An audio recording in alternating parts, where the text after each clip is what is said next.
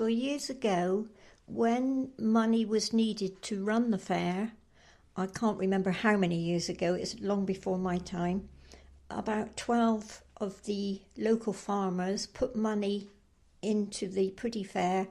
They were called shareholders, and the money was needed to pay insurance on the stack of hurdles and various things that had to be organised on the day.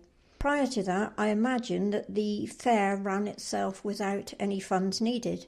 But now, because the fair has got so big, the 12 shareholders and the amount of money they'd put into it was not enough to run it. And so it was taken over a few years ago by the Priddy Parish Council, who have a sheep fair committee.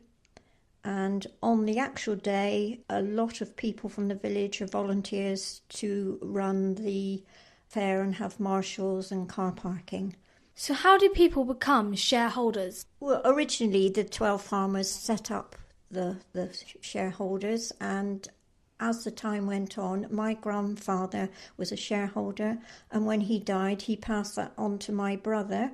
It was left to him to be a shareholder, and then when my father died, he left his share to me, and I was a shareholder up until it was taken over by the parish council. It happened a lot like that in families. It was passed down through the generations when they passed on.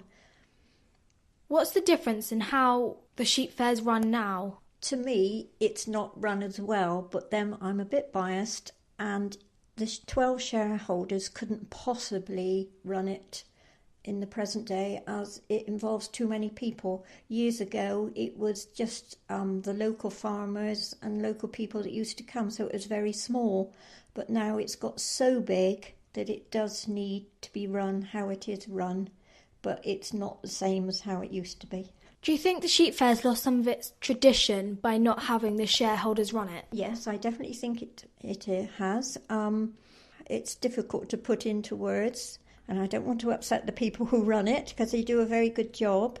It was much more of a family affair, but people come from so far away now, and there's different stalls.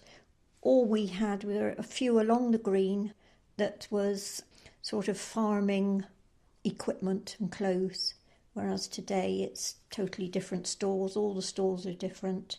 They're more like a town fair instead of how we used to know it as country people.